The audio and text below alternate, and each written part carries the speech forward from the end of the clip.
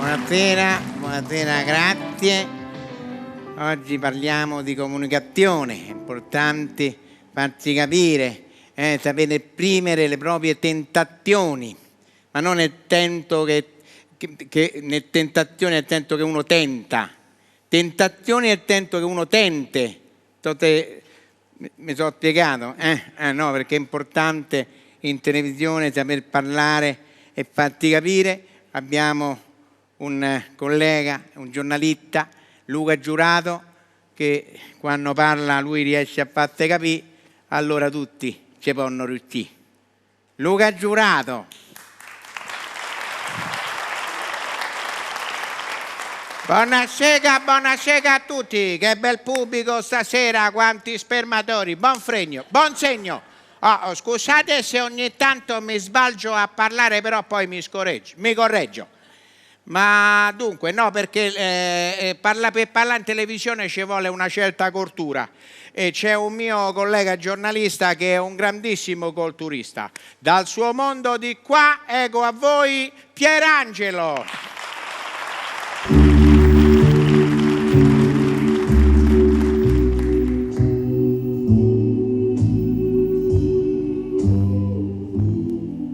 Buonasera, benvenuti nel mondo di Quark. Anche gli animali amano la musica, ognuno ha il suo genere preferito. Per esempio c'è il canguro che preferisce i brani più ritmati, quelli più ballabili, mentre la tartaruga preferisce quelli più lenti. L'ape ama le canzoni smielate, che però vengono detestate dal ghiro, che dice che lo fanno dormire. Invece sono molto più collaborativi gli animali quando si tratta di scrivere una canzone. Per quanto riguarda i versi, li fanno un po' tutti.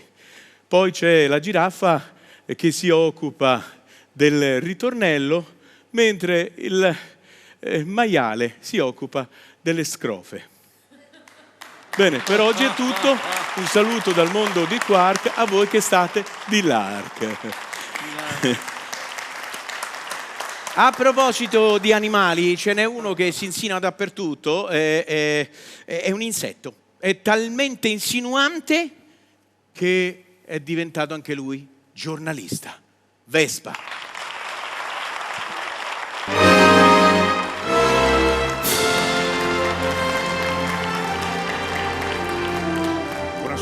Buonasera da Bruno Vespa che vi parla. Tra poco a porta parleremo degli Stati Uniti che da lunedì prossimo diventeranno divisi per evitare assembramenti.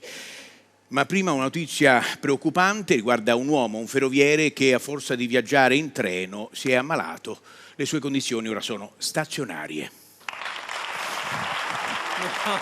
C'è un altro giornalista che amo, lui è il direttore del TG La 7.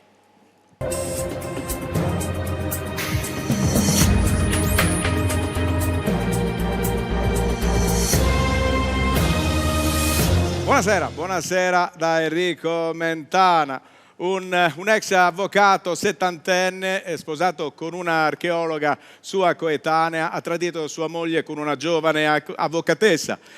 Lui si è giustificato dicendo: non ricordavo più il diritto penale.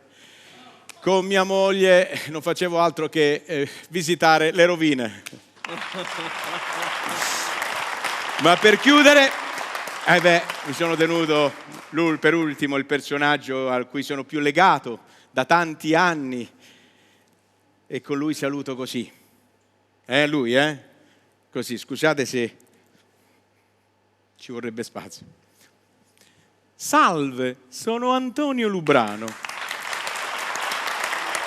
La domanda sorge spontanea: è nato prima l'uovo o la gallina? Per saperlo, la domanda va presentata in carta da pollo?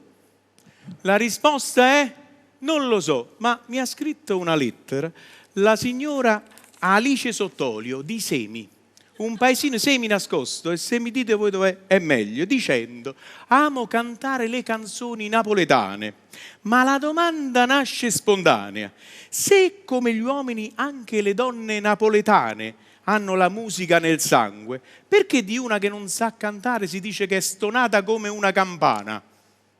Se è napoletana non è campana? La risposta è... non lo so. Salve! Gabriele Marconi!